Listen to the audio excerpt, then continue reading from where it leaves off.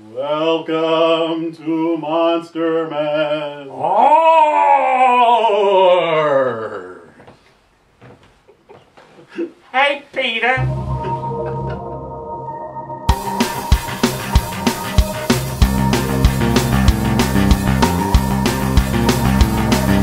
Monster, Monster Man, Monster, Monster Man, Jack and Hunter at it again. Monster, Monster Man, Monster, Monster Man, Monster, Monster Man, zombies, wolfman, the undead. Monster, Monster Man, in your mind, under your bed. Monster, Monster Man. Hey, Jack and Hunter here, Hey, the Monster Men. that's what we are. Today we are going to talk about Ghost movies. This covers ghost movies. ghosts, haunted houses, because haunted houses are haunted by ghosts. Sometimes it's Or as the character in my book likes to call them, EBs. EBs. Or energy beings. sometimes it may not be a ghost, but it's some sort of sinister entity or evil eternal. In the forest of shadows. Ridiculous. It's everything but a swamp monster. What brought us on this is that we both saw The Innkeepers, which was this little haunted hotel movie that came out of nowhere. It was never released, which just blows my mind, the dreck that comes out in the theaters every year. And this was just one of the best ones in These years. Paranormal Activity movies get so much freaking press and make so much money. Yeah. There is more genuine horror and scares and quality in the last half hour of The Innkeepers than all of the Paranormal Activity movies combined. Yeah, that's a really creepy little movie. I just got Netflix, was going through, and I remember you had said something about loving The Innkeepers. And I had seen a trailer for it a long time ago. Luckily, that didn't show anything. Don't watch the trailer. Just watch this movie. Yeah, you don't want to give anything Don't away. give anything away. And like any good ghost movie, this thing takes its time. Right. Well, you really became invested in the character of the main character. But So they you hold felt it. those shots on things so that you're waiting for something to happen. They're Yeah. conditioning you. There's use of sound, use of music, use of atmosphere, And a story? and a story. Crazy. And for Thought of two that. jaded bastards like us to be like, wow, Yeah. that was a scary movie. So that, and then I saw recently Sinister Which is on my to-do with list. Ethan Hawke. That is absolutely out of control freaky. It is scary. There's no special effects. It is just, it's a ghost story. Literally, it's this guy in this haunted type of house, but nothing like what you would think. If you close your eyes, the music alone would turn your bowels to water. And I got to tell you, my wife, who is just as jaded as I am, almost couldn't finish it. She was just about done. So I gotta watch that. Now the other thing, we've been talking about doing this episode for a long time because we keep seeing either older movies that we've revisited or good movies. I want to start with one I revisited because I DVR'd it around Halloween when it was on, but I didn't watch it till Right. and I hadn't seen this since it came out. The Changling with George C. Scott. C. Scott, who was not going to do crap even towards the end of his life. That is the classic ghost movie. Yeah, it's a perfect ghost movie. It's got all. It's all about atmosphere and it's all about story. If you watch movies that were made in the past 10 years, ghost movies, all of them owe a huge debt to the Changeling. And then they all need to kick the guy who invented CGI and made it cheap. Because that, whatever great story they built upon, they crap on it with CGI. Maybe I'm jumping the gun here, but should Yeah. we talk about the epitome of a great ghost movie and the CGI crap fest remake? I've got the ultimate in that. The Haunting. The Haunting. The original Haunting with Julie Christie is scary as hell. Psychological.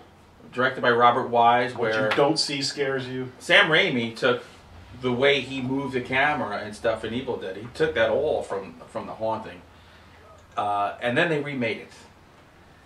Threw in a ton of CGI and a couple of pretty actors and actresses, and oh my God, was that a turn. That was one of the first movies to show off what they could do with CGI. Ooh.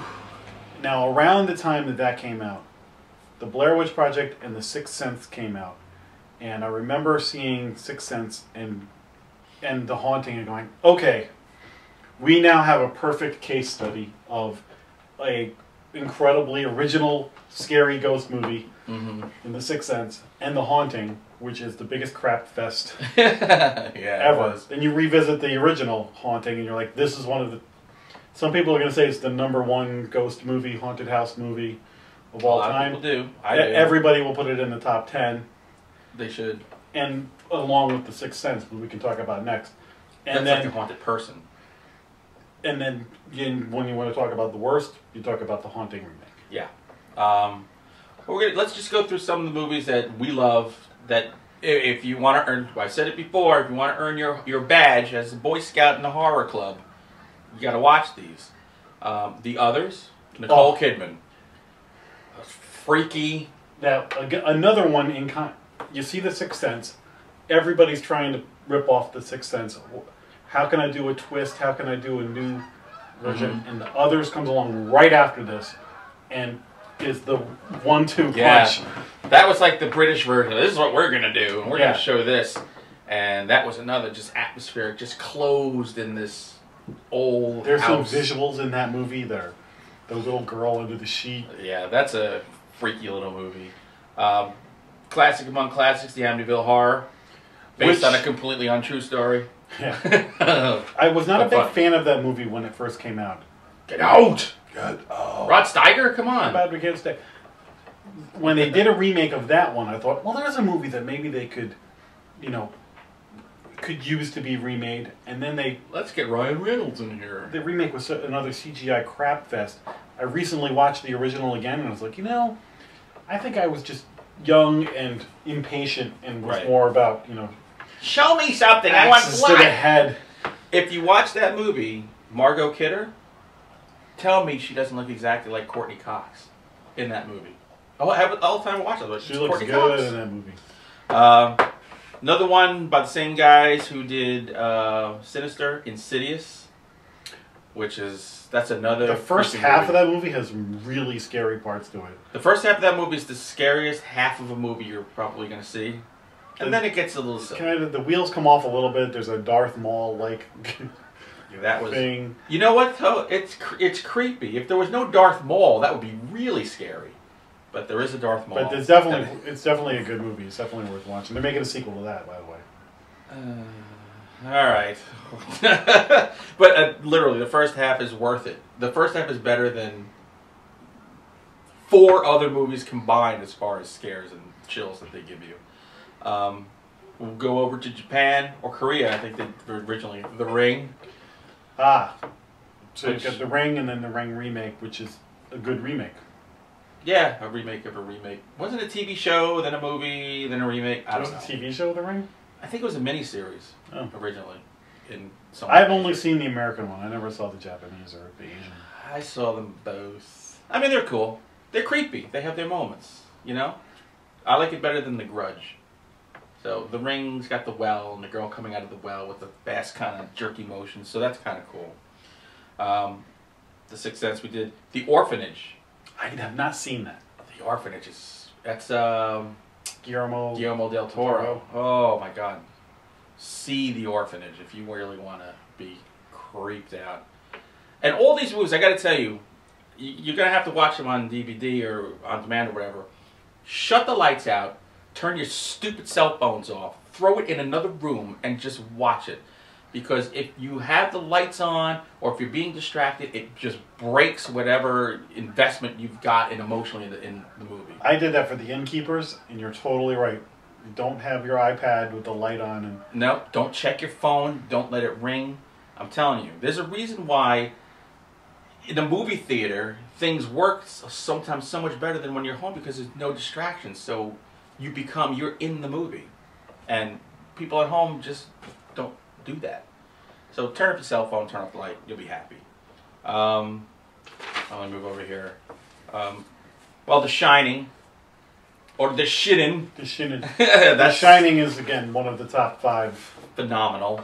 I mean, and the use of empty space, the feeling of desolation that is created in the movie. Complete and utter isolation. Isolation. And to me, the scariest part in that is Danny on his little big wheel going down the hallways and then coming across just horror. And what's more scary than one of your own family members turning on you? Including your dad. And it's not like, oh, he was bit by a vampire or a zombie, so now he's one of them. No, that just went nuts.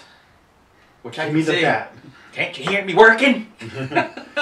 All work and no play. That's a great movie. And we saw that in a little tiny theater in Rhode Island, and it was pitch black, in and out, and everybody was freaked out but me. I thought it was great. Now, what do you have over there? Do you remember House with William Katt, the greatest American hero? George Wendt is in that too, I think. Yes. It's a comedy horror. I remember low expectations and just being like, wow, this movie's a blast. Yeah, it's got some good scares. I haven't seen it since the 80s, so I don't know how it's aged, but House was a pleasant surprise back then.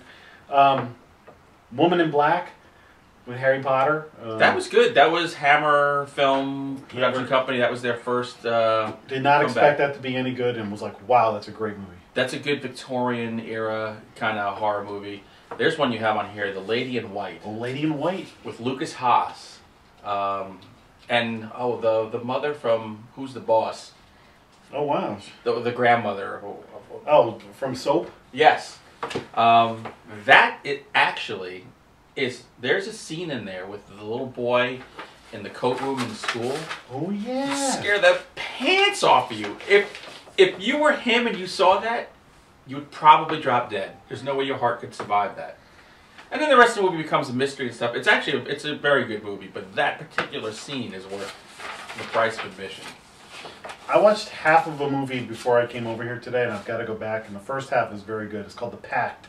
If you have Netflix, I don't know anybody who's in it, but it's a that doesn't matter. Ghost movie that so far, I don't know if they're going to screw up the ending, but I've enjoyed the first half of this movie. It made it to this list of I got off the internet. Right. So I'm going to go back and watch the second half. Can't tell you whether I liked it or not until I totally see it. Oh, Poltergeist.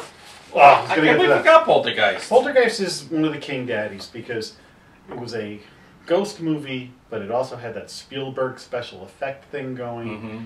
And had good actors, quality acting, I thought. Yeah, and it introduced the word poltergeist to mainstream America. And it made us all realize that every haunting is based on Indians and burying stuff over them, putting stuff on their burial grounds. And if one thing I've learned is if you're gonna move the headstones, you gotta move the bodies. You think, right? And stay out of the pool. And come to the light. Well, the other one that we haven't talked about is Ghostbusters. Which again, sometimes the funny movies are also great. That was fun. It wasn't just funny. When I was a kid, it was like, yeah. Well, the idea of guys who went after ghosts, and that they weren't just powerless or that you had to have a psychic. Right. It was like, okay, there's some sort of science to this, and so they had science. Unlike today's ghost hunters, they had science behind it. Even though it's a hilarious movie and all that, there was something cool to, hey, we're going to catch ghosts. What a great concept that right. was. They could have made a serious movie about that. If you just got rid of Slimer. Slimer is like Rick Moranis. Scrappy Doo. Rick Moranis. Are you the gatekeeper? I mean, I think we've covered that's enough. Some of the new, some of the old. I mean, there's a lot. There's plenty out there. But you have to watch every movie we talked about. Yep. In order to hang with us. If we missed one, or if you have a suggestion for us, go to our Facebook page, MonsterMen13 on Facebook, or comment on YouTube. Let us know what we missed or which one we mentioned that was your favorite. And if you've watched them all, let us know, and we shall come fly to wherever you are and take you out for a beer.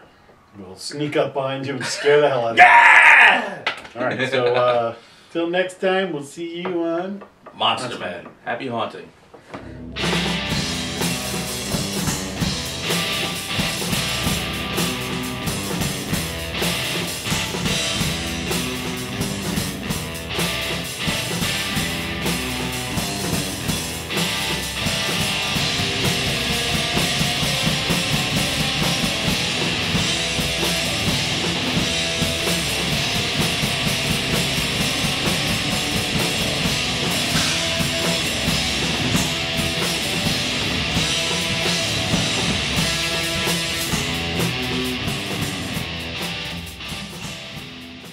Monster. Arg.